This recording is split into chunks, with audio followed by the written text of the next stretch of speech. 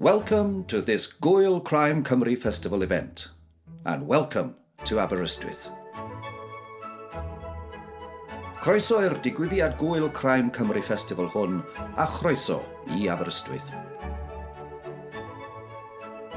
Aberystwyth, the cultural capital of Wales, home to Aberystwyth University and the National Library of Wales, once home to Welsh princes. The Biarritz of Wales is the jewel in the crown of Cardigan Bay's stunning coastline and home to hugely successful TV drama Hinterland.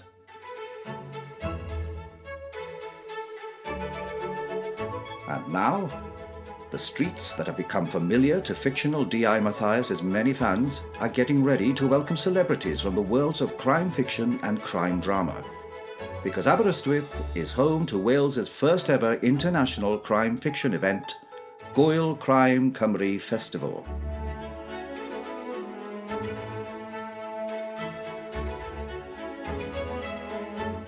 During the early May bank holiday weekend of 2022, Aber, as the town is affectionately known, will play host to a multitude of events that will offer something for every fan of crime fiction and drama.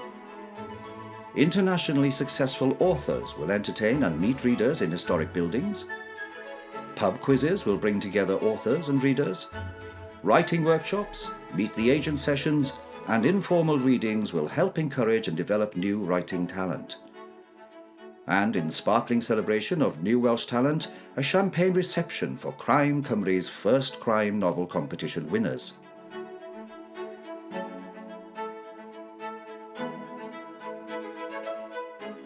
This will be an Aberbank holiday weekend like no other. So, come for the crime fiction and take Cymru home in your hearts. Rydym yn edrych ymlaen yn fawr iawn at eich croesawu I Aberystwyth ac I Geredigion.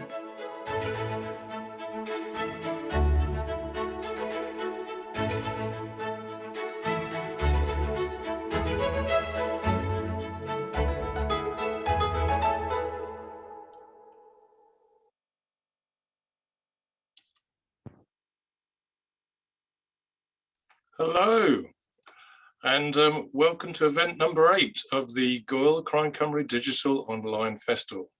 As you know, this is Wales' first international crime fiction festival. This evening, we have something rather special.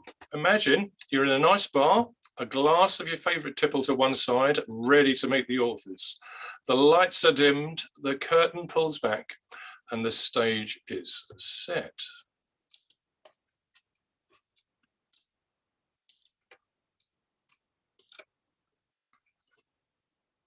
We'll be meeting 9 authors tonight, 9 authors from Crime Cymru. You'll hear from them and you'll enjoy a noir-at-the-bar type experience. These are the books that they'll be reading from. We'll have a chance to listen to them, to speak to the authors, and to hear them read from their latest work.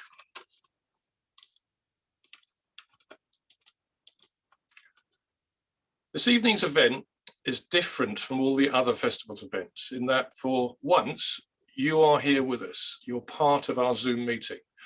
There are hopefully, sitting quietly with your wine glasses ready, lots of people looking forward to meeting our authors. Now, we're also very pleased to be able to say that Crime Cymru is supporting Welsh bookshops as part of this event.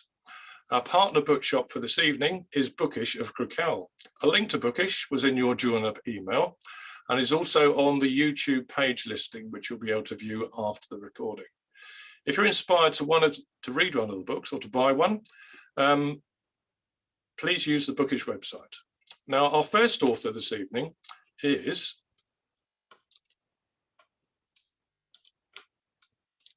Cathy Hayes. This is Cathy's book, The Corpse with a Silver Tongue. Now, Cathy's from Swansea. She now lives in Canada, though. And in Canada, she was the chair of the Crime Writers of Canada from 2016-2018. In 2015, Cathy won the 2015 Bonnie Blythe Award for the Best Canadian Light Mystery, and she was shortlisted again in 2017 and 2018. Her first novel of psychological suspense, The Wrong Boy, became an Amazon #1 bestseller shortly after its launch. It won the IPPY Award Bronze Medal for Best Regional eBook, all fiction, in the 2018-2019 competition, and was a finalist in the International Book Awards of 2019 in the Suspense Mystery category. Please welcome, all the way from Canada, Cathy Ace. Hello, folks. I'm assuming the crowd is going wild there now. Hello, I'm Cathy Ace from Swansea, now living in Canada, as Matt said.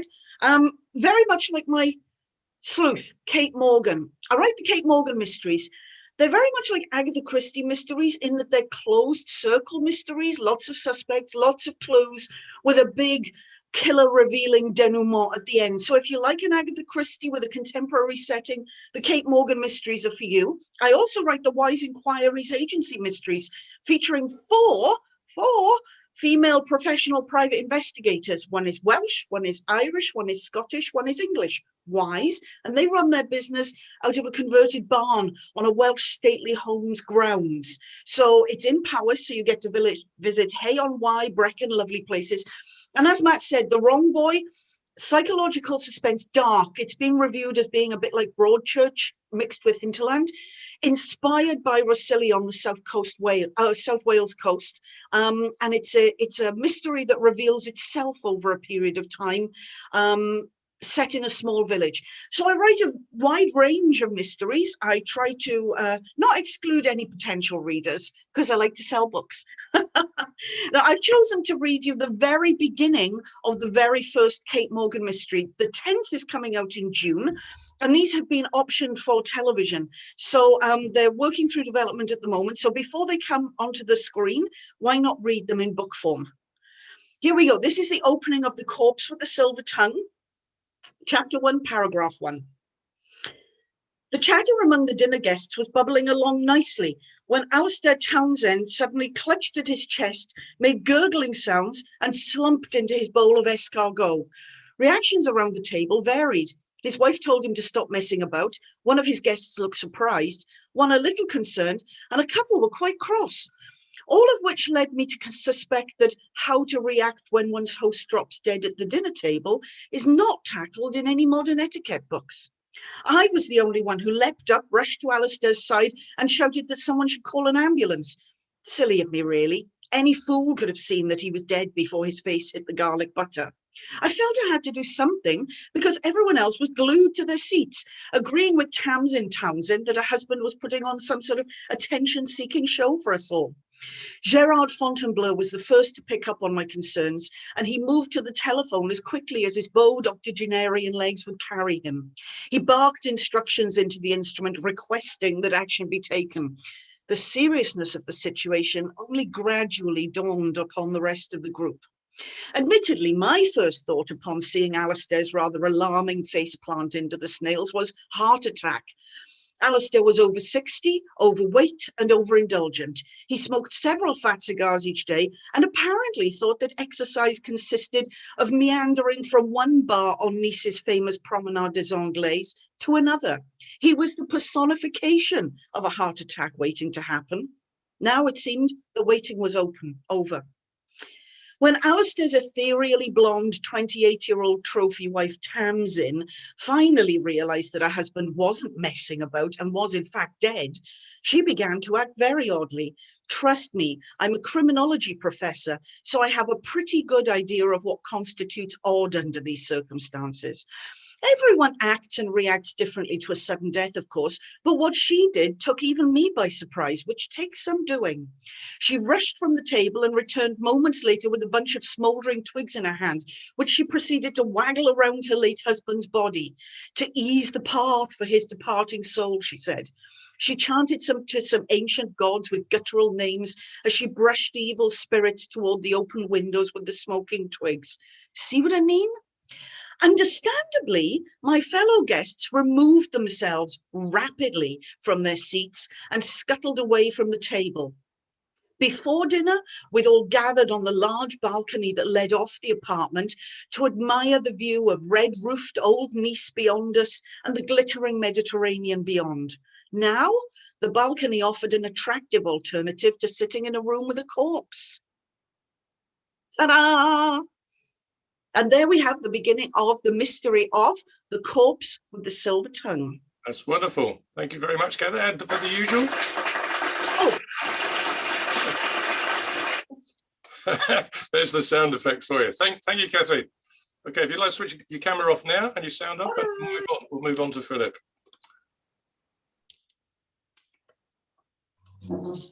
Good evening, everyone. Hello, Philip. Right, can you hear me? I can indeed. Good, that's great. Right, now, Philip won't mind me saying he has one of the richest Welsh accents I have ever heard. It's like velvet, and it makes Tom Jones sound ordinary, which is surprising as he lives in Venice. Phil's first novel, The Venetian Game, was a Waterstones Thriller of the Month.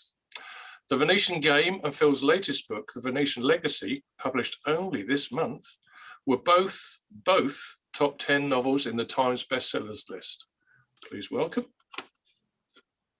Philip Jones. Good evening, everyone. Hello, Good Phil. evening. Right, thank you for those glowing words, Matt. Yes, me and Tom Jones in the same sentences. That's never a bad thing. No pressure. The floor is yours. Carry on. Okay. This is The Venetian Legacy. It's book 5 in my Nathan Sutherland series about Nathan Sutherland, the British honorary consul in Venice and occasional and accidental crime fighter. In the series so far, we've seen him investigate art crime. He's solved a particularly gruesome murder at the Venice Biennale.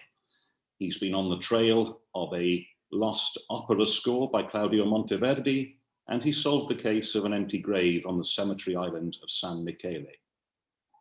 The Venetian Legacy sees him on his honeymoon on the island of Pellestrina, very near to Venice, on honeymoon with his new wife, Federica Ravignan, and his unpleasant cat, Gramsci. Unfortunately for them, they attract the attention of an organization called the Mala del Brenta, the Venetian Mafia.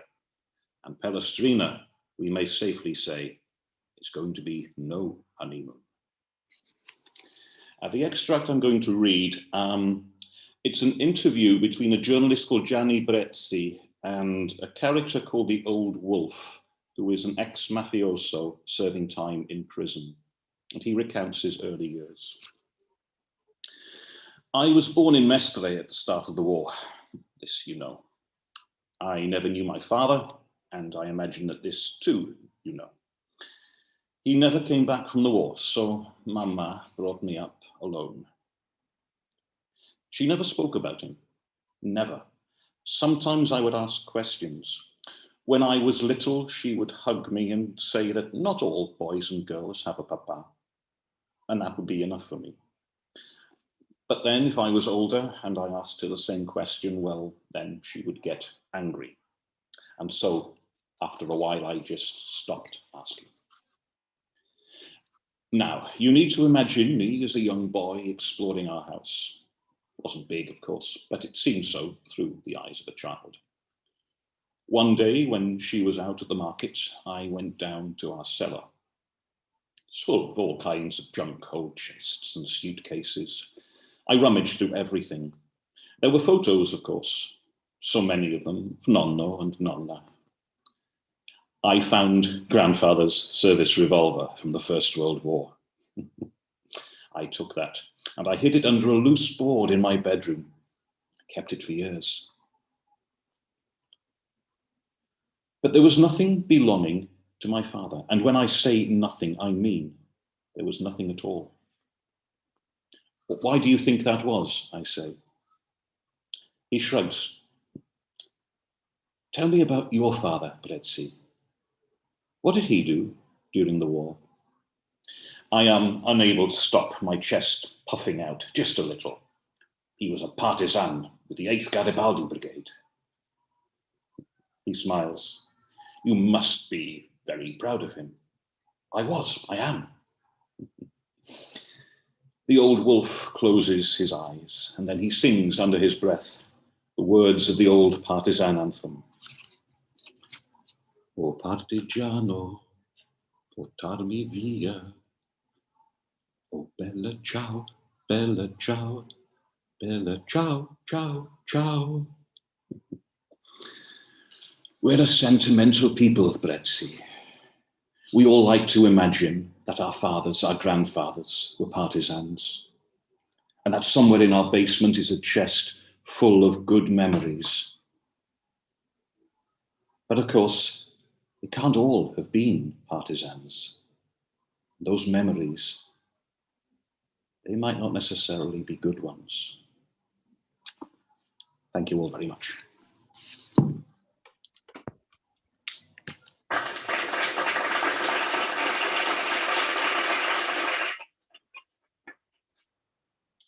Thank you, Philip. That was fantastic.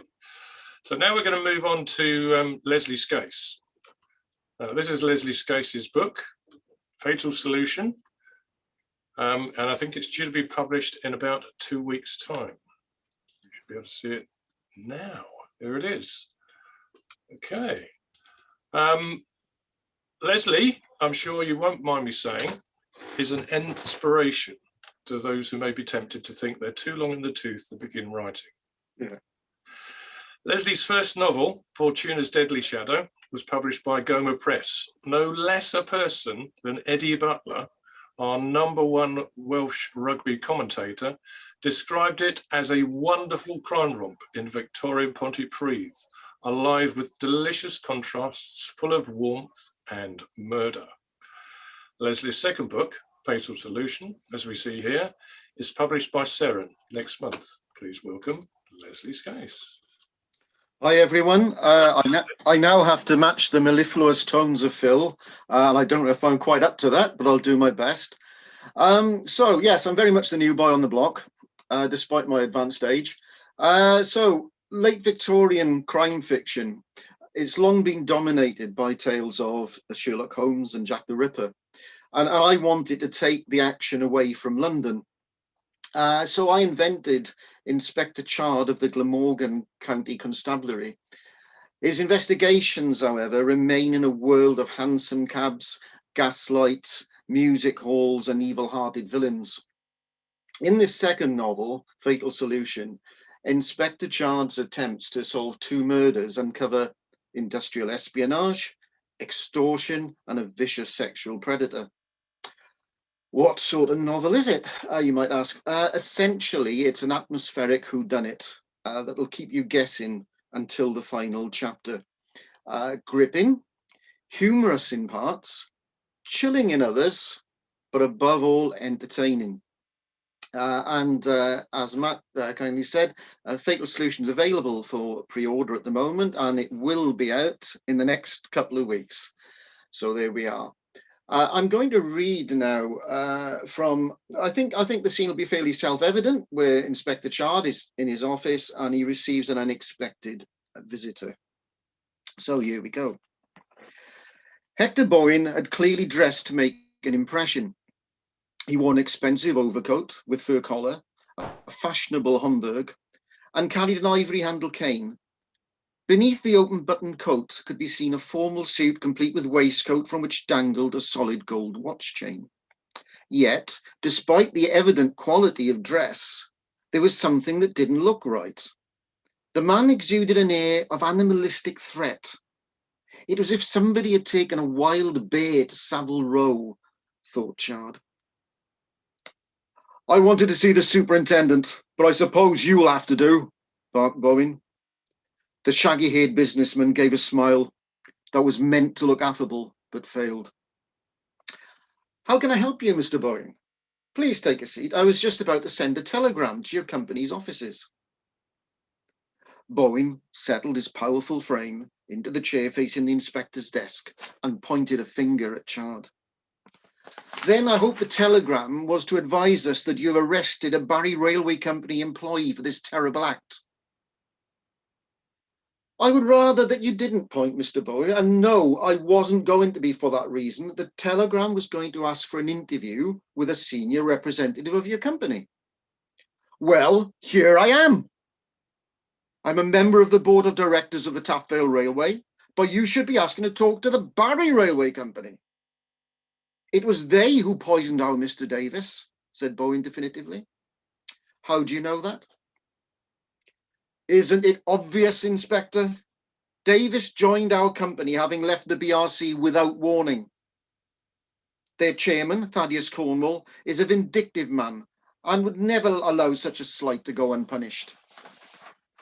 Chard shook his head. I can see a former employer being annoyed, but murder? Don't you think that's a little extreme? You clearly do not know anything about their vile business. Davis was a key man to them, and I tell you that they are to blame. We want and demand retribution. I'm sure I'll be talking with them soon, placated Chard. Non liqui sed facere, not talk but action, blustered Bowen, trying to intimidate the inspector. Non omnia possumus omnis. We can't all of us do everything, responded Chard, not the least impressed by Bowen's introduction of Latin. What was Davis doing in Pontypridd? Keeping a low profile for fear of retribution by Cornwall, answered Bowen. Chard considered that perhaps there was something in the accusation after all. Perhaps we'll know more when Davis's companion recovers enough to speak. However, I will bear in mind what he said, Mr. Bowen, and I will investigate the possibility of the Barry Railway Company's involvement. Bowen gave a conciliatory grunt, then stood up to leave. Very well, Inspector. I will take you at your word. In the meantime, I'll make my own inquiries. If you need to speak to me, I'll be staying at the New Inn. Chard watched his visitor leave and had the unshakable feeling that the arrival of Bowen was bad news for everybody. And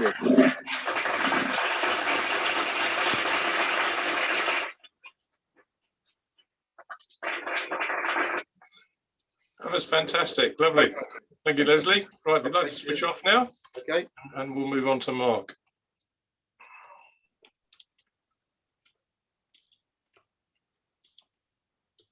Okay, here's Mark's book, which is called Dandelion. Now, Mark is an early childhood educator. And I hope you won't mind me saying, as of tonight, 2 months ago, thanks to Maddie, he became a dad. He lives in Cardiff. Whilst he's not working with deaf children and their families, he's writing dark and twisty fiction. Mark was the winner of the Litopia's pop-up submissions and of a pitch contest at Cardiff Book Festival. Please welcome Mark Lowes. Hello, Mark. Thank you, Matt. And thank you for the congratulations too. Yeah, it's fantastic news. Congratulations. All right, okay, the floor is yours. Where you go. Yeah, thank you very much. So as Matt said, I'm Mark Lowes, and I write quite genre-fluid novels. All of my novels, though, they have quite a dark and psychological sort of element to them. So my debut, for example, Feral Snow, is a survival psychological literary novel in which a man runs away to the Arctic because he's scared of the responsibility of becoming a dad. I know, very topical, right? Whilst he's there, he falls into a chasm and certain he'll die. He then meets a very young Inuit girl, and he needs to accept that paternal responsibility to get them both home. Feral Snow is actually currently 99p on Amazon as an ebook. I'm going to be reading, though, from Dandelion, which is my second novel. It's told through a psychopath's eyes who's undergoing cognitive behavioral therapy to see if by the end of the book, he gains the ability to feel something, emotions or empathy or anything. And along the way, he meets an innocent, life-affirming young woman called Violet, and then a sociopathic serial killer called George Harrison, not the Beatle. A tug-of-war ensues for his loyalty, and, well, one's willing to kill for him, the other perhaps not. So who wins? And just to set the scene of what I'm going to read now, our narrator is over his neighbour's house, who he can't remember the name of to save his life, so he calls him number 42, because that's the number he lives at. And he's having dinner when they all hear a very loud and gargling scream. I suddenly became aware of what I was doing.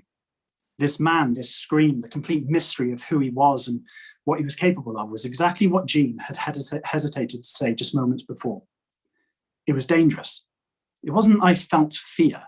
I felt something very akin to it, though, an instinct, an urge to survive. After all, it was all about survival. I had read of fear, though, watched it on television in my younger years and seen it. It was written on the face of Arabella Roos, and I recognise it now as an adult, though not then. The look of panic on her face, the sweat, the gasping breath, the wide-eyed vacant look of hopelessness, that was fear. Your run-of-the-mill psychopath does not empathise with fear. They instead do their best to interpret it, though for personal gain, the way a lioness interprets the fear a gazelle has in trying to escape death. It's an interpretation that is then anticipated and manipulated for eventual victory. This was different, though. Every sense I had become heightened. The aroma from number 42 was unbearable. The sound of our breathing, a mixture of different paces, the blood pumping in my ears, the creaking of a floorboard as we walked, all added to the tense atmosphere.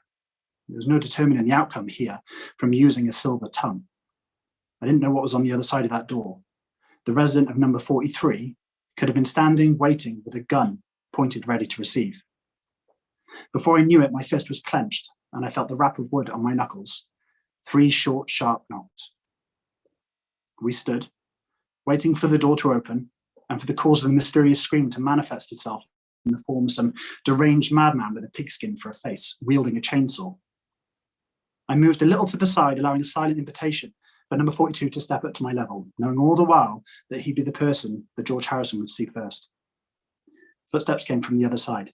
They were light, quick, followed by the sound of the latch being undone. The door opened a crack, and one yellowy green eye peered out. Yes, the tone was flat. We heard a noise. It sounded like a scream. Number 42 said as politely as possible. And, again, monotone. From the eye down his sallow cheek, his mouth twitched. We thought there might have been trouble, number 42 persisted. The man on the other side of the door wore, from what I could see, a white shirt. I only had this slit of sight to judge this man. This man was dangerous. All of that from a 6-inch wide gap. From down the hall, Jean shuffled behind the doorframe. George's pus-coloured iris then spotted me. It focused, widened, then contracted, stayed. His head cocked slightly to one side, ever so slightly by a millimetre. I stared back, not knowing if I should say something or wait to be spoken to. It felt like I was being analysed. The hairs on my arms began to prickle. It was an odd sensation. I had never felt much in my life, never been disgusted or frightened, but this man gave me something akin to that, or so I guessed. My heart, as if with a mind of its own, compartmentalised from the rest of my body, detached, began to beat harder than moments before, like I just climbed a large, steep staircase. It was interesting. Arabella Roos never made me feel this way. Violet Driscoll never made me feel this way. George Harrison's single pallid eye made me feel this way. There you go.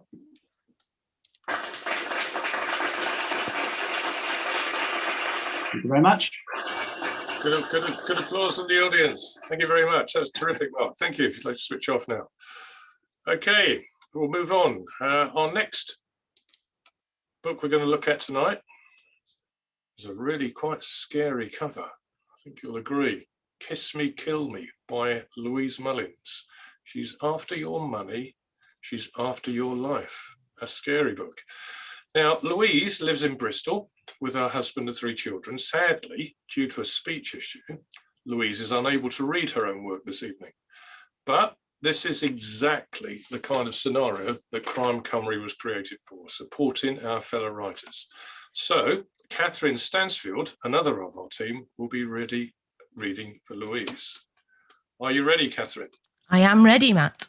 Marvellous. Okay, I'll then hand over to you and the floor is yours. Great, thank you. So yes, I'm delighted to be reading on behalf of Crime Cymru member Louise Mullins this evening. I will be back to appear as myself in a little while, but for right now, I'm here for Louise. Louise is a critically acclaimed international best-selling author of psychological crime and procedural thrillers. She writes full-time using the experience she gained in a prior life working in the field of forensic mental health and psychological therapy, working with offenders and survivors of serious crimes. Her latest novel is the one you just saw there, the cover Matt showed. It's a psychological thriller, Kiss Me, Kill Me. And I'm going to read to you now the pitch, which I think is excellent, I have to say. So, Kiss Me, Kill Me. Bethan Phillips has only one thing on her mind: killing her rich and elderly husband for his fortune. But after several thwarted attempts, it is a horrific accident while holidaying together in Snowdonia that takes Humphrey down. Now she must pretend he's alive, continuing social gatherings alone, under the guise he is undertaking business abroad. Because somebody witnessed her leaving Humphrey to die. And should the police investigate his death, they'll discover the series of accidents he survived in the previous few days, and it won't take them long to connect the dots. So that's the pitch for Kiss Me, Kill Me. And what I'm going to do now is read a short extract that comes from near the start of the novel and features that character I just mentioned, Bethan. I practice my shock horror face in the mirror for the 7th time.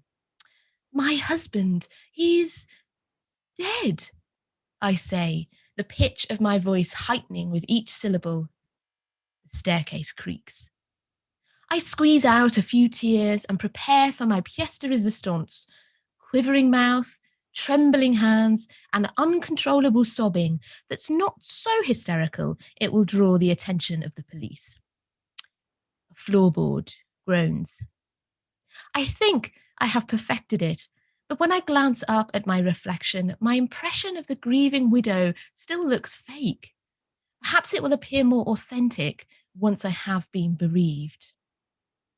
Humphrey's footsteps, painfully slow and telling of his age, reach the landing. I close my eyes and imagine running from the room, shoving him in the chest, his hands sliding off the balustrade as he falls backwards and hits his head on the edge of the oakwood skirting board while he reaches out for me, his mouth shaped in an O, his eyes wide with disbelief. Bethan, darling, there you are, he says, breathless from the exertion of climbing the 30-odd step staircase. I pout and turn my cheek for him to kiss. I don't want his slobbery lips on mine. He smells of Tom Ford soap and Creed's aftershave, basil, leather, neroli, and bergamot. His thick grey hair bounces on his head as he straightens to survey me. Are you heading into town? You know I am, I sigh, unscrewing my cherry red lipstick. I apply a thick amount before smacking my lips together to ensure it's evenly spread. He shoots me a disapproving look. Will you be needing any money? It's just that, well, of course I will. You don't expect me to buy dinner with thin air, do you? He glances down at his slippers, then catches my eye in the mirror as I snap the lid onto my lipstick and drop it into my patent leather Gucci bag. I run my fingers through the soft waves of my blonde hair and smile, catching a flash of heat spreading across Humphrey's cheeks as I stand. He reaches out to me and grips the sleeve of my chenille jumper with 2 worn fingers as I turn to grab my coat from the back of the ornamental chair. I love you, he says wheezily, his hand shaking as he places several £50 notes retrieved from the cigar box on top of his bedside cabinet into my hand and squeezes my palm around them. I slip the money into my purse, clasp it shut, and drop it into my bag. You too, I say.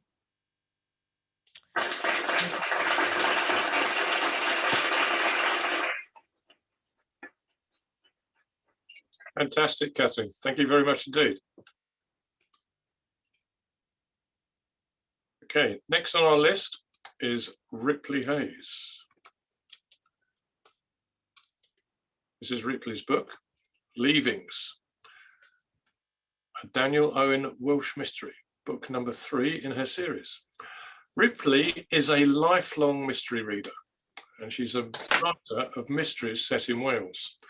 Undermined, the first book in her Daniel Owen series, was described by Justine Adamich of the Queer Writers of Crime podcast as a classic detective novel with unique twists and turns, a wonderful book.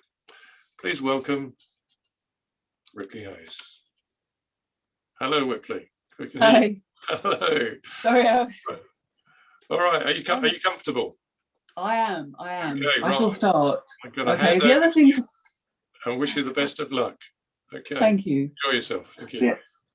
The other thing to say about Undermined is it's available on Amazon for nothing for about another 24 hours. So if you want to give it a try for free.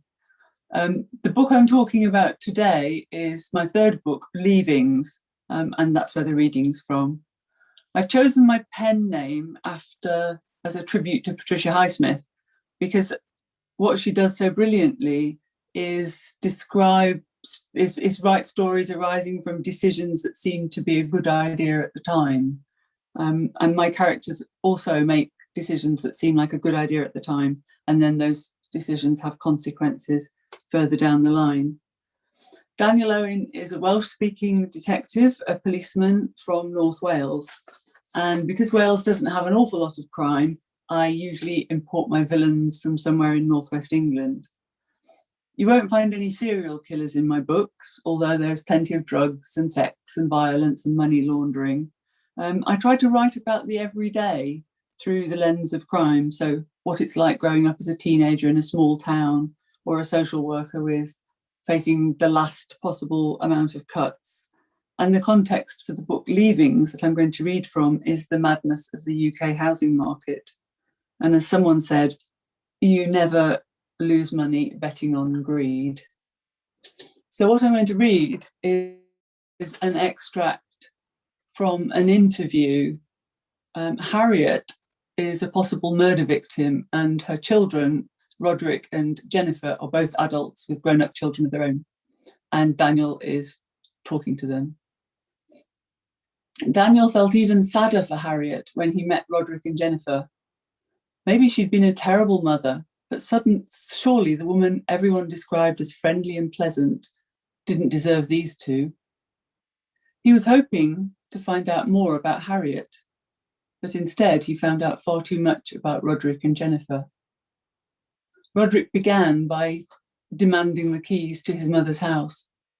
Because we need to get it cleared out. There's no point hanging about. And then Jennifer said, not that it's worth much, but it'll help with the school fees. And God knows Mum did little enough for her grandchildren. Daniel thought of the toys and books on the spare bed, waiting for the grandchildren to visit. I'm afraid the house has been sold already, he said.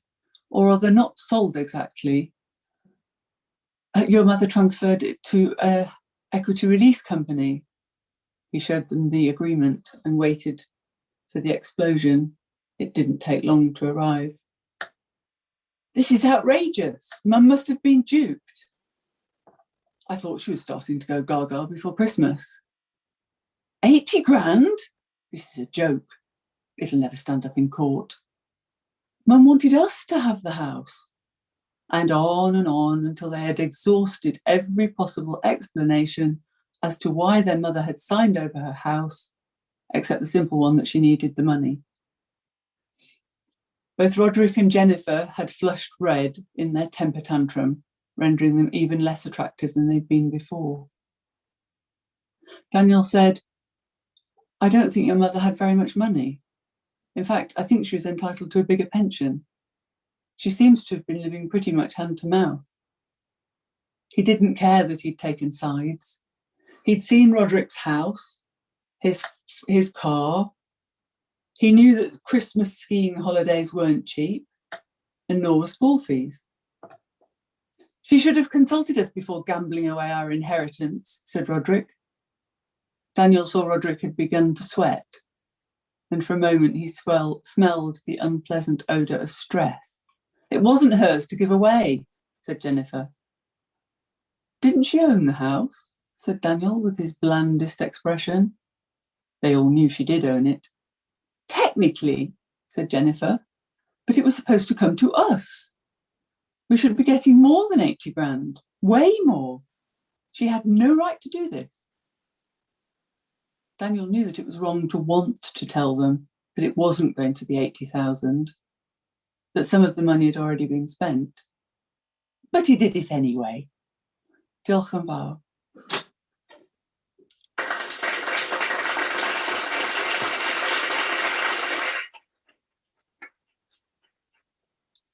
That was brilliant. Thank you, Ripley.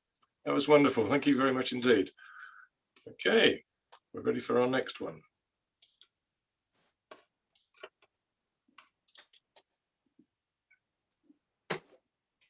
Our next book is called The Chair by G.B. Williams. Now, I don't know about you, but I get cold even just looking at that cover. It's incredible the way that that writing is affected against that deep powdery snow. It's very, very effective. So I'm hoping that Gail's reading of it will be just as good. Gail is from Swansea. Although she was born in Kent, she moved to South Wales as a first step of a year to be spent travelling around the world. She met a Welshman, kissed him, and said goodbye to the travel. Perfectly understandable, as Welsh chaps would say. A member of Swansea Writers' Circle, Gail is the author of 5 books, the most recent of which, The Chair, as we're about to hear, is published by Black Bee Books. And be sure to ask Gail about her other love, a genre called steampunk. So please welcome Gail Williams. Hi, Matt. Hello, Gail. Right, the floor is yours. Oh, nice, okay. nice product placement, by the way. I'm very impressed. I've noticed several people have their bookshelves full, but I've got no bookshelves in this room. Away you go. Well, just to quickly get out the other side of G.B. Williams, I'm actually also known as Abby Barden. So this is the steampunk stuff, but it's also crime-based. So if you like your crime gentle and Victorian, try the steampunk. These other books of mine, the ones that I'm going to be talking about today, they're all contemporary crime, quite hard-bitten. They're not gory, but I don't shy away from any of the darkness of human nature in any of them. They are a little different though. When I started to write the Locked series, I wanted to do something that wasn't just another police procedural. So because also I was born and raised in Kent, but now I live in South Wales, location actually means a lot to me. There's nothing worse than being a fish out of water, which, to be frank, you don't get to be in Wales. So when I was looking at the crime, I wanted to do something different. So you'll always find location is important to my books. With the Locked series, I start in a prison. It never tells you, by the way, where the Locked series is based. But the first one's in a prison. The second one is in a bank robbery gone wrong, which is Locked In. And then Locked Down is about a town and an old listening post. The Chair, of course, is much more location-based because it's based in Cadair Idris, but it also starts in London. It starts with a hacking, and it's what happens to the hacker through that. The Welsh side of it deals with Cobb and Branwen Jones. Branwen is the local vet, and Cobb is an ex-military man who's basically hiding from life up in Wales. So, well, to give you a bit of background to the bit I'm going to read, Branwen and Cobb are not together in this, and they are working together against people who are currently looking for the man who's gone missing, the hacker. So this scene is based in a pub. Branwen's on one side of the pub, Cobb's on the other, and Granger is about to come in and annoy the hell out of them. Hello again. Branwen looked up to see Granger place his fat arse on a stool at the other side of the table. He put his pint on her magazine. She saw a wet ring soaking in. Fuck off. She moved his pint off her magazine, deliberately flicked the liquid he'd spilt over him. He grabbed her wrist and she saw Cobb tense across the way. Let go or I'll scream, she grated under her breath. Give me Jay and the files or else, he sneered back. Her lip curled, but she didn't try and pull away from his tightening grip. His sweaty palm disgusted her, but he had more reason to worry than she did. Or else what? Or, he whispered, I'll tell this entire town all about your dirty little secret. Branwen dared not look anywhere but straight at those piggy eyes. Whatever he thought he had, only one thing scared her. McManus. Emma already knew, and it was past time the rest of them did. Besides, she was selling the business. She was leaving. It would only cost her a few weeks of shame, and she was sick of men thinking that they could boss her around. Go on then. It was reckless and stupid, and the words were out before she had a chance to rethink it. Confusion marred Granger's features. His grip weakened. She pulled her arm away. Go on, she said. Tell them. He didn't move. Hey, Dowie, she shouted across the bar. Turn the music off, will you? Everyone turned to them. Absolutely everyone. Bronwyn stood up. If she was going to make a production out of this, best go all out. Thank you, everyone, for stopping and taking note. This man here has an announcement he'd like to make. They all turned to Granger as he sat with his ramrod straight back to the room. He looked at her with hate-filled eyes.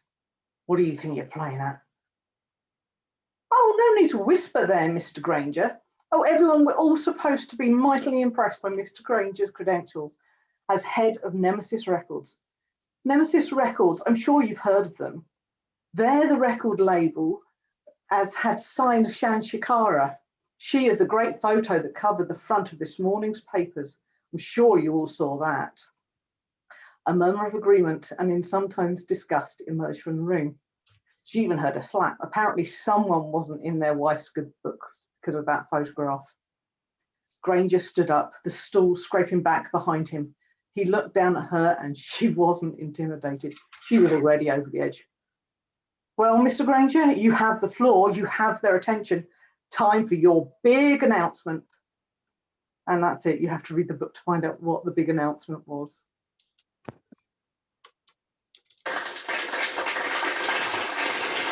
Thanks, Matt. Oh, that's grand. Thank you very much, Gail. That was wonderful. Thanks for coming on. Next, we're going to hear from Katherine Stansfield herself. And before we do that, we'll have a look at her book. Here it is. The Mermaid's Call, Katherine Stansfield. A dark and macabre atmosphere that feels fresh and original. The Times, no less. Katherine Stansfield is a multi-genre novelist, a poet, and a writing fellow of the University of South Wales. She grew up on Bodmin Moor in Cornwall and now lives in Cardiff. Katherine is the author of 4 novels and several collections of poetry. She teaches writing for the Open University and for Cardiff Uni, and is one of the organisers of Wales's first novel prize, which we might be hearing about soon. Welcome back, Katherine. Thank you very much. Yes, it's me again. Okay, the floor is yours. I'm going to hand over to you. Thank you very much. Thank you, Matt. As Matt said, I grew up in Cornwall, although I've lived in Wales for a long time now. And I write a historical crime series, which is set in Cornwall, in the southwest of England in the 1840s. And it features an unorthodox detective duo of 2 women. One is called Anna Drake, and the other is called Shilly, though that isn't either of their real names. Fake names, fake identities, disguises are a big part of this series. Anna is a rationalist. She's keen on the new science of detection, new in the 1840s, while Shilly believes in omens and visions. And together they investigate crimes which are based on real events in Cornish history and which involve a good dash of local folklore. So the way I sort of think of it is it's Sherlock Holmes meets The X-Files meets Daphne du Maurier. There are 3 books so far, and they each can be read alone. And I'm going to read a little bit from The Mermaid's Call, which Matt just showed you the cover of there, the 3rd in the series. Now, in this novel, a mutilated body has been found at the foot of a cliff in the remote parish of Morwenstow. Is this another dead sailor washed in after a shipwreck, which is very common on that coast? Or are rumours of a vicious mermaid true? I'm going to read you a scene from this novel. And in this scene, the main character of Shilly is talking to a barman about those rumours of a vengeful mermaid who may or may not be responsible for the dead body. Lots of people locally think she is. So this is the barman talking. She must have had a name, but no one here remembers it now. It all happened so long ago. A Morwenstow girl she was, and beautiful. That people do remember, because it wasn't right, see, her looks. The barman leant forward. Unnatural. People said it was because her mother bathed her in a pool of water used by mermaids when they were visiting these parts, and the girl took on their beauty. Her skin so pale you could all but see through it, see the seawater that had begun to run in her blood. The barman laughed. My own mother told me this to stop me going in the sea. Thought that would frighten me more than any talk of currents. And did it? I said. Frighten you, I mean. It did. But that was because of what happened next in the story. The squire's nephew came calling, and this girl had no sense in her beautiful head, for she lay with him. He'd never marry her, her parents being working people, and when she told him she was with child, he left the parish. This part I had heard before, in many stories. What happened to her? I said, already guessing the answer. Oh, when the child came, she and the babe both died. The squire's nephew came back to Morwenstow then. They say that's when it started. The calls. I felt my own blood run cold as seawater at mention of this. I couldn't stop my shivers. For though the girl had been buried in the churchyard, the barman said, some part of her had swum down to the earth and into the sea beneath. She was free now, wasn't she? And she could take her vengeance. She called him, the squire's nephew, and he had no choice but to go to her. His body wasn't his own when she called. Oh, and it was the most awful sound, they say. Ungodly. What did she do to him? I whispered. Well, she killed him, didn't she? How? The barman shrugged. Some say drowning. Others say she tore him to pieces with her teeth or with her claws. It doesn't matter really. The end is still the same, however the story's told. Thank you very much, Dr.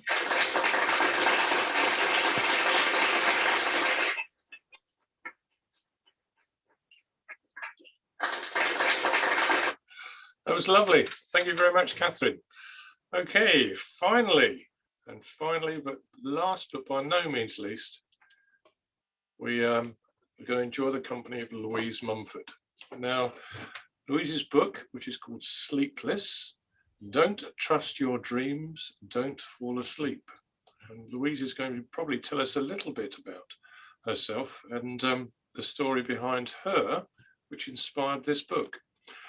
Louise was born and lives in South Wales. She studied English literature at university and graduated with a first-class honours. As a teacher, she tried to pass on her love of reading to her students. And she discovered that the secret to successful teaching is stickers. She is aware that, yes, that is essentially bribery. In the summer of 2019, Louise experienced a once-in-a-lifetime moment. She was discovered as a new writer by her publisher at the Prima Donna Festival. Everything has been a bit of a whirlwind since then, apparently. Louise lives in Cardiff with her husband and spends her time trying to get down on paper all the marvellous and frightening things that happen in her head. Good evening, Louise. Good evening. Thank you. Welcome. Are you ready? It's a pleasure to be here. Thank you very much. Good. Right, I'm going to hand over to you now, and then the floor is yours. So no pressure being last then, after all of the delightful things that we've heard tonight. The inspiration for my debut speculative thriller, Sleepless, is my own insomnia. Because as a child, I didn't really see the need for sleep. I didn't understand why you would sleep for 8 hours and miss all the exciting things that were going on in the world. So my solution was that I didn't. My mother, I'm sure, was delighted. Also, the island, which features in my novel, is inspired by the beautiful Caldy Island, which is just off the coast of Tenby. So with that in mind, my book is about desperate insomniac Thea, who hasn't slept more than 3 hours a night for years and jumps at the chance to be a part of a new sleep technology trial that offers to change her life. But soon it becomes clear that the trial doesn't just want to help Thea sleep, it wants to control it. And she realizes that staying awake is the only way to stay alive. I'm going to read a part where Thea's mother, the gloriously irrepressible Vivian, has not heard from her daughter for over a week whilst on the trial and has started to dig into the technology company Ing Enterprises, agreeing to meet someone from that company. It was a miserable morning in a forgotten seaside town. Vivian had been right. The little red light on her answer phone had been a warning. She'd not heard from Thea for over a week. I don't think anyone's going to show, Viv. You sure Tristan said 8? Delia asked, dabbing at the crumbs of cake on her plate. Vivian was sure. He had said his contact from Ing Enterprises would be there at 8 a.m. at what looked like the Apocalypse Cafe, where the oilcloth was always sticky, the tomato sauce bottle forever empty, and the glass on the chiller cabinets clouded with greasy cataracts. Well, maybe they slept late. Delia peeled her sleeve away from the table, studying the damage to her coat, though the pattern was such that any stain would have been hard to see. She ran her hand through her hair and sighed, ruffling the underside of it, which was still a light green colour from a recent flirtation with the hair dye aisle. It was part of the deal when you were someone's oldest friend. Occasionally you had to haul your old bones out of bed at ridiculously early hours to go with them to clandestine meetings. Well, it was the deal if Vivian was your friend. Why would you eat cake at this hour? Vivian picked at the chip in the handle of a mug. Why wouldn't you? Delia retorted, relaxing back in her chair and folding her hands comfortably over her stomach. Fair enough, thought Vivian. She gazed out of the window. It was definitely not the morning for a seaside walk, but she noticed someone was out there on the promenade, a man muffled in a scarf and woolen hat, who had stopped just outside and leant against the railings. Nothing peculiar in that, Vivian told herself. People often paused for a moment to take in the view, except, well, they needed to be actually facing the view, didn't they? He was staring the wrong way, not even looking at the sea, staring at them. Paranoia. Vivian mentally shook herself. She was not paranoid. Not completely, anyway. On the wall, there was a clock, the shape of a dinner plate with cutlery for hands. It ticked. They ordered more coffee. Tick, tick, tick. Where's the tock? Vivian wondered, resolutely not looking out of the window. That was how it was meant to go. There was meant to be a tock. Tick, tock. Everyone knew that. The clock was clearly defective. The man behind the counter slapped a wet cloth along the top of the chiller cabinet. Tick, tick. Come on, Viv, it's been an hour. They're not coming. Maybe the stupid, tockless clock was wrong. She looked at her watch and sighed. You see, I know it's only been a week and that's no time, is it? I know I shouldn't be worried, and if I am, I should go to the police, not sit in dingy little cafes, failing to meet complete strangers.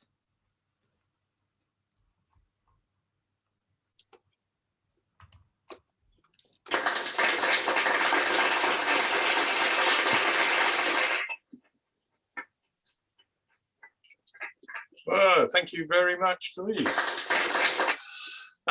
Could I ask all our other authors now to turn their sound and vision on? We should be joined by everybody. Wonderful. Thank you. Those were really excellent. This is the first time we've ever tried doing anything like this. And I'm really amazed at how good it's been. That really was quite spectacular. And I'm hoping that we may have a few questions from the audience. Alice, I'm hoping, is going to appear. Alice, I hope, has been monitoring the chat, and Alice is going to either invite people to unmask themselves to ask their questions, or to ask them for them. So what do we have? Up until now, we have had tons and tons of very, very complimentary comments, very complimentary. But we've literally just got one question in from Mark Lowes.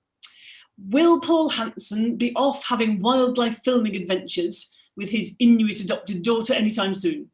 Or perhaps Paul Hansen can meet George Harrison? I mean, Feral Snow was written as a standalone novel, and I think his whole entire journey, his arc from beginning to end, I think, is tied up really nicely. I didn't actually think about writing a sequel to it, so perhaps not. Instead, I'm working on something which is post-apocalyptic at the moment, and that's all I can pretty much say on it. Okay, thank you for that, Mark. Another question has just come in for Phil. Any chance of swapping the Rialto Bridge for Lower Bridge anytime soon as a location? I'm assuming that's Lower, L-O-U-G-H-E-R? Lacher. Lacher. See, I can't cope when Welsh words are rendered in English. I have this in Monmouthshire where I live all the time, and I say to people, how are you pronouncing that? Because as a Welsh person, I would pronounce it like this, and they look at me, gone out. Anyway, sorry, Lacher Bridge, there we are. Well, I was recently asked, actually, a recent presentation I did, somebody asked if I'd swapped the Rialto for Wine Street in Swansea. I thought, Wine Street is frankly far too terrifying to set a novel in, but I would love to write a Welsh-based novel one of these days, and I would, something like that would be fantastic. Sort of a terrible murder in Wine Street or something like that at the No Sign Bar. I mean, Nathan's favourite bar is the Magical Brazilians, so we swap the Magical Brazilians for the No Sign Bar, and I think we could do wonderful things there. So one day, I do hope so. I really would like to, yeah. That would be great. One for Louise. I assume this is Louise Mumford, since I don't suppose Kath knows the answer to this if it's Louise Mullins. Oh, I do, actually, I do, just in case. Yes, okay. Louise Mullins' next book is out in June. This is a bonus Louise fact there. Thank you very much. In that case, Louise Mumford, when is your next book out? My next book is out in spring next year. So I have currently just finished it. And there's a little bit of a delay because I know that Sleepless was out in December 2020, but it's because my publisher wants to reissue the paperback in July, which is very exciting. So that means then we have to wait until spring for the new one. But I'm desperate for you all to meet new characters and new settings. Very exciting. Do you want to give us a quick pitch for it? Oh, I'm rubbish at quick. That would be no then. When you say you're meant to be in an elevator pitch, my elevator would have to go up and down a lot of time for me in order to get that done. It's basically about a mother and daughter again who have sheltered themselves away from the world for certain reasons, and what happens when that world literally comes knocking. Oh, that's an excellent pitch. Yes, gosh, I'm not having all this. I'm not very good at pitches. Excellent. Really, really good. I'd like to ask everybody, I mean, it goes really to the question which was asked to Phil, will you relocate to writing in Wales? Those of you who don't set your fiction in Wales, is that because you feel it would be difficult to get published? Ooh. Go on, Phil, since you've been asked the question already. In my case, honestly, no, it had nothing to do with it. As I was saying on the panel the other night, before I came to Venice, I hadn't written anything apart from that great review of a Hawkwind concert 30 years ago in a fanzine, which sold about 12 copies. But, like the Velvet Underground only sold 1,000 albums, but everybody who bought it remembered it. I'd never actually thought about that. Venice itself was an inspiration to me. I like to think if I'd stayed in Wales and at some point, I'm in my 50s now, I'd have felt like writing something about Wales. So as I said, I do hope I go back there someday. I do worry about this, that there is a perception. I would love to say, there's no issue with this at all. But I wonder actually if there is a perception that Wales does not sell. That's not why I cite my books in Venice. Absolutely not.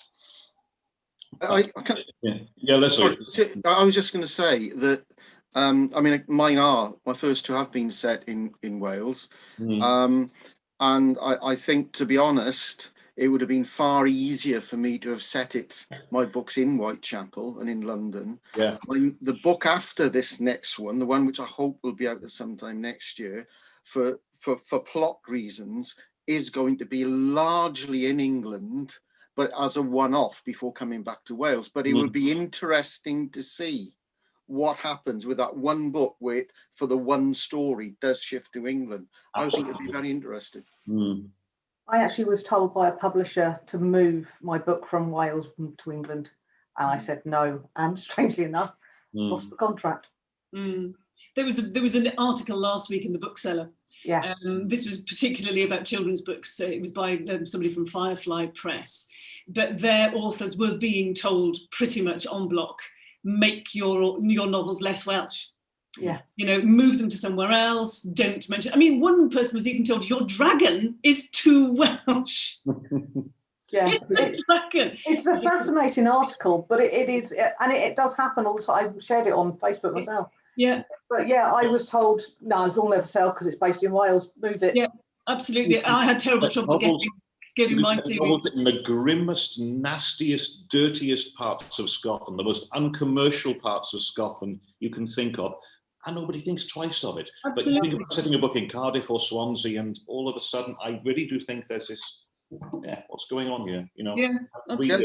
Do we think the bridge is a bit too Danish? Okay, I've got a question coming here for you. Ready? Oh, yeah. Imagine, this is for everybody. Imagine you were abandoning ship for a desert island and you were allowed one book from the ship's library. Apart from a book by Alice Hawkins or Matt Johnson. What book would you take with you and why? Okay, let's start with Louise Mumford.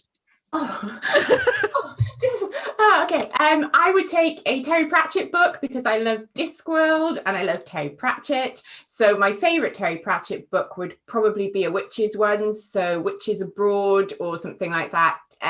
He's just a fantastic writer, created a brilliant world where he really shone a light on our world, but did it in a funny and fantastical way. Leslie. I would either say Flashman's Lady by George MacDonald Fraser, which I've read a number of times. So I read, or because I'm sort of very much into history and factual stuff, possibly Rubicon, which is a bestseller, which is about Julius Caesar and his rise to power. So that's it. All right, Mark, what would you take? I mean, that's it's Sophie's choice, really, isn't it?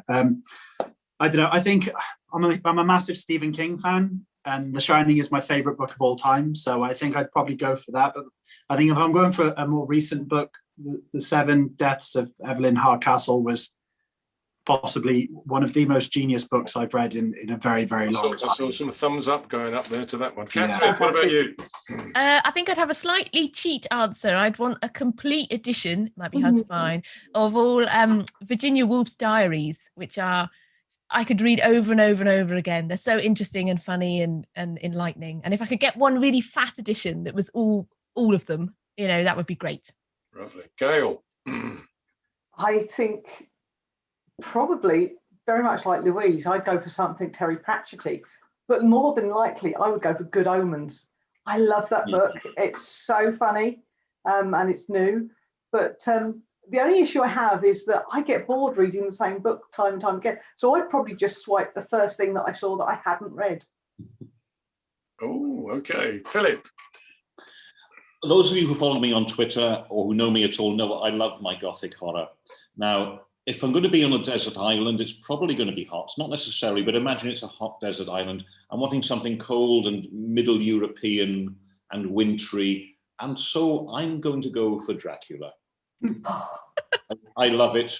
It's not the world's greatest book. I know that in spite of its flaws, I absolutely love it. And I could recreate all those films with Bela Lugosi and Christopher Lee in my head while I was there.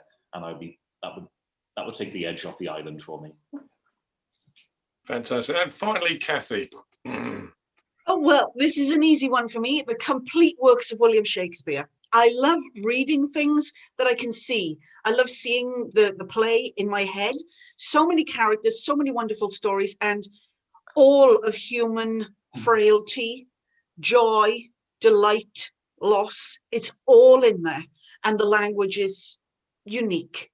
I would love to sit and have the time on a desert island to read from beginning to end. I can see that volume of paper would help your rescue fire keep going a little longer than everybody else's. No, you can't burn books. No. Which play would you burn last, Kathy? Audio books. Who amongst us has an audio book, an audio version of their book? And what do you think of what audio narrators do for your work? Well, I did my own, so I think she's brilliant. What about you, Philip? Have you got? Yeah, actually, my audio book came out yesterday, narrated by Tim Bruce, as ever. I think he's great. My real fear, because setting a book set in Italy, was that the reader would do this sort of Chico Marx style Italian accent. He doesn't do that. He does it very cleverly, and I'm delighted with him. Yeah. I should say my Cornish crime books aren't out on audio, but my other life, I co-write fantasy crime as DK Fields, and those books are out on audio. And it has certainly made me reevaluate some very long sentences when I'm writing, because I start thinking about the poor person who's got to read them. So. Yeah, I don't have my crime books aren't on Audible, but my steampunk books are. And similarly, it's made me think harder about the way that I write certain passages, because sometimes what reads lovely in your own head, you cannot speak, you can't just read it out and just say it. So yeah, it has made me rethink how I write. Okay, final question for the evening. We've signed our books for what film rights. It's going to Hollywood or the equivalent UK production. And a wonderful leading actor or actress is going to play your lead character. Who would you hope it to be? Let's start at the other end. Let's start with Kathy. You start. Well, this is really difficult for me to answer. The Wrong Boy has been optioned for television, and it's going to be produced as a mini-series in 3 parts, and they're going to produce it in Welsh and English. There are too many characters in that for me to be able to cast, but the 3 generations of Welsh women, the daughter, the mother and the grandmother, I've got them in my head, but I'm not allowed to say. And for Kate Morgan, also optioned for television, I checked with the production company this week. It's the same production company that does Agatha Raisin, and what I'm allowed to say is the series is being developed for a Welsh actress. You will know her from her other work. Eve Miles. That's it. That's all I can say. There's only one Welsh actress, and her name is Eve Miles. I think there are quite a lot of female Welsh actors, and that's the other thing. It's not just Welsh writers that go under the radar. A lot of Welsh actors go under the radar as well. But that's all I can say. Lovely. Okay. What about Leslie? Who's going to be your lead character? Who's going to be Inspector Chard, Leslie? I've thought about this, and it's a bit ironic, really, because nearly everybody in the story is Welsh, bar for Inspector Chard himself, who's come from Shropshire.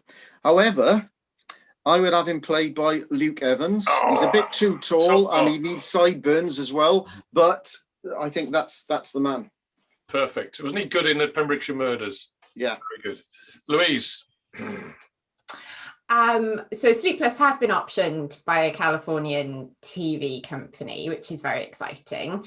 But if I was in my kind of fantasy casting head on, I think I would go for, my main character is Thea, and she's a very determined young woman, manages to get out of a pretty horrific situation. So I would probably go for somebody who's got a bit of grit, maybe Jennifer Lawrence from The Hunger Games or Emma Watson from Harry Potter originally. Lovely, lovely. Mark, what about you?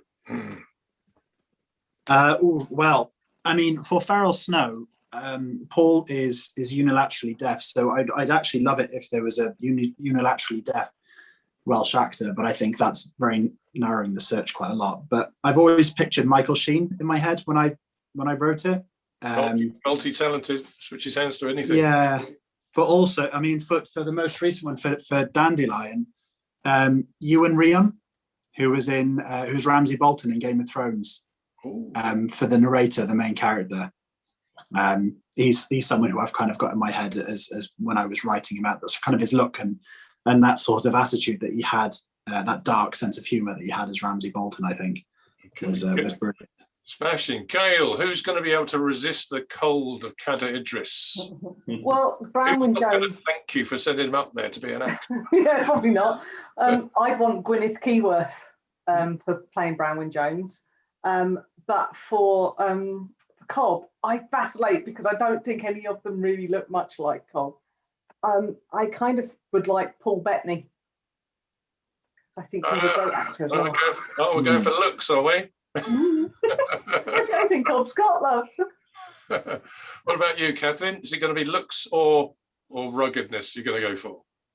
I always, in this moment, I always forget any actor's name ever or what they look like. It's like it just leaves my head. So I think I just don't know who would play Shilly, who is the younger of my detective duo. But for Anna, who's the older person, the older woman, I would probably go for. I was thinking about Suran Jones, who plays in Gentleman Jack. You might have seen as a historical drama about Miss Lister, Anne Lister. And there's a lot in my novel, in my series, about disguise, but cross-dressing, kind of fluid gender identity. So she'd be good for that. But as Mark was talking about Game of Thrones, I was thinking, ooh, Lena Headey, actually, Cersei Lannister. So if she's free, that'd be great. Okay, so final question to the final person, Philip Jones. Phil, who is going to be your favourite person to play your lead character? Right, well, I'd like a time machine, really. I'd like... Nathan and Federica are quite inspired by the Thin Man team of Nick and Nora Charles and William Powell and Myrna Loy. We can't have them. They were also inspired by the couple in Dario Argento's Profondo Rosso, played by David Hemmings and Daria Nicolodi, and both of those have sadly passed. I really wanted Daria to be Federica's mother if we ever got it so the screen rights. It's not going to happen now, sadly. I think really for Nathan, it's got to be either David Tennant or Michael Sheen. Michael Sheen because he's brilliant and he can do anything. David Tennant has this lightness on his feet, which I think would really suit him.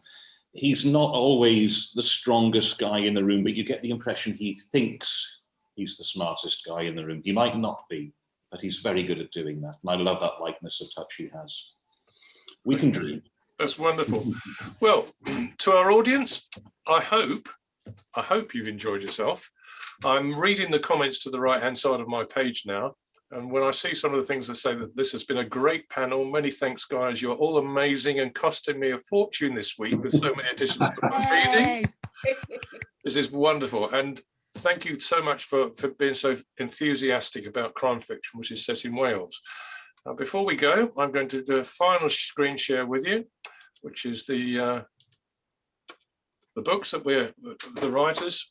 So there's the last selection of books, all written by authors who set their work in Wales, who live in Wales, or who are indeed Welsh.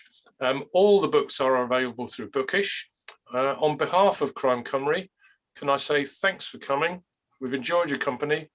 We look forward to seeing you in Aberystwyth next year. And good night to all of you. Nos da, diolch yn fawr.